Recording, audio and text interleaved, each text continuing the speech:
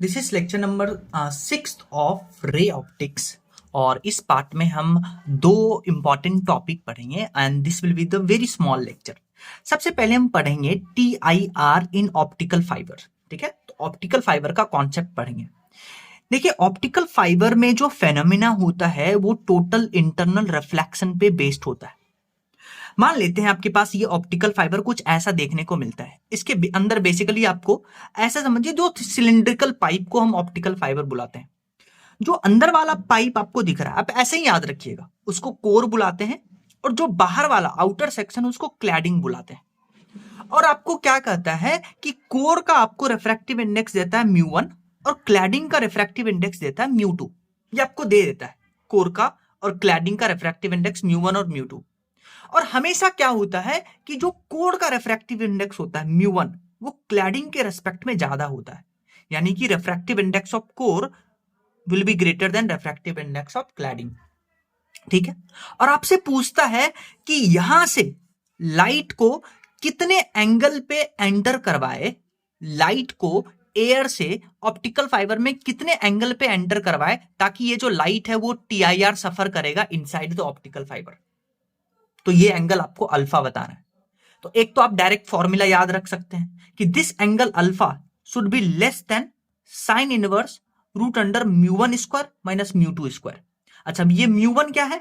बिल्कुल सही बात, ये μ1 है कोर का रिफ्रैक्टिव इंडेक्स। μ2 क्या है? क्लैडिंग का रिफ्रैक्टिव इंडेक्स। डन।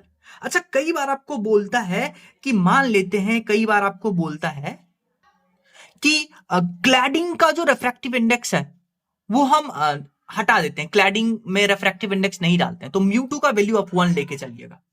राइट, तो ये angle alpha that will be sine inverse root under μ1 square minus μ2 square. Again वापस से बोलिए, this angle alpha should be less than sine inverse root under μ1 square minus μ2 square. μ1 क्या है? Core का refractive index. μ2 क्या है? क्लैडिंग का refractive index. ये आपको याद रखना है। अब आइए इसका प्रूफ देखते हैं। प्रूफ बड़ा सिंपल सा है, आपको कॉन्सेप्ट यूज करना है। पहले आप क्या करिए, एयर से ऑप्टिकल फाइबर के अंदर स्नेल्स लॉ लगाइए। स्टेप 1 क्या है? स्टेप 1 क्या है? स्नेल्स लॉ लगाइए। μ1 sin i equal to μ2 sin r। यहां μ1 है एयर इंटू साइन अल्फा, यहां μ2 है, किसके अंदर गया? कोर के अंदर गया लाइट, लाइट गया कोर के अंदर, यानी μ1 इंटू यहां angle of refraction r।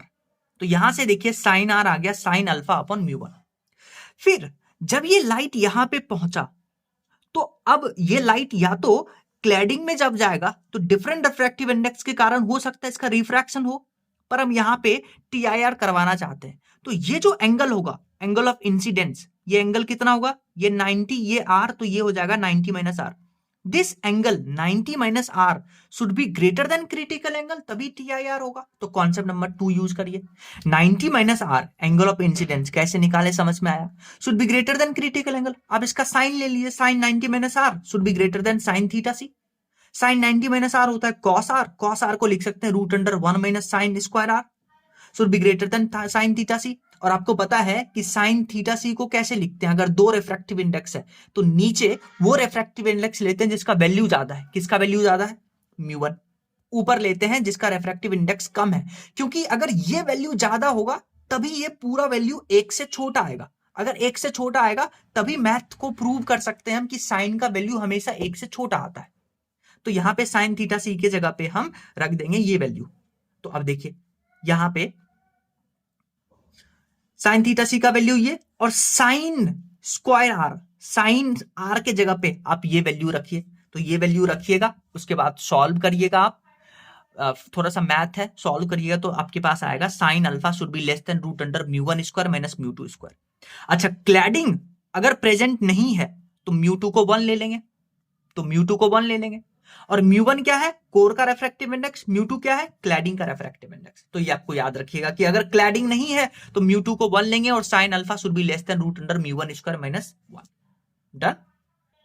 Next एक कॉन्सेप्ट सीखिए क्वेश्चन के थ्रू। देखिए क्वेश्चन में आपको बोला है कि इस फिगर में ये जो फिश है, फिश अभी वाटर में है 4/3। फिश जो है एक मीडियम है जिसका रिफ्रैक्टिव इंडेक्स 4/3 है और बाहर का रिफ्रैक्टिव इंडेक्स 1 है। और आपको बोला फिश जो है जे कैप में यानी वाई डायरेक्शन में 24 सेंटीमीटर पर सेकेंड से ऊपर जा रहा है। तो आपसे पूछा है कि जब इस फिश का इमेज बनेगा तो इस जो इमेज है वो कितना स्पीड से जाएगा। तो आपको पता है ये एपरेंट डेप्थ का क्वेश्चन है, एपरेंट हाइट का क्वेश्चन है, उसके लिए हम यूज करते हैं D upon D O equal to mu two upon mu one. Mu two क्या है? लाइट एनर्जी बाद में कहां गया, लाइट एनर्जी बाद में कहां गया? 1 में, तो म्यू टू का वैल्यू हम ले लेंगे 1। तो यहां से देखिए डी को लिख सकते हैं mu two upon mu one into D D को इधर ले। अब आप डिफरेंशिएट कर दीजिए, डिस्टेंस का डिफरेंशिएशन करिएगा तो आपके पास आएगा वेलोसिटी, यानी velocity of image that will be equal to mu two upon mu one और वेलोसिटी ऑफ ऑब्जेक्ट। अच्छा, ये जो वेलोसिटी लेते हैं हम सरफेस के रेस्पेक्ट में लेते हैं, ये सरफेस है, सरफेस के रेस्पेक्ट में लेते हैं। तो इस फॉर्मूला को हम ओपन करके लिख सकते हैं, कैसे? Velocity of image with respect to surface यानी velocity of image minus velocity of surface equal to mu two upon mu one, velocity of object minus velocity of surface. तो सरफेस का वेलोसिटी अभी rest पे है तो ये value 0 ले लेंगे। आपको इमेज का ही वेलोसिटी निकालना है। म्यू टू क्या होगा?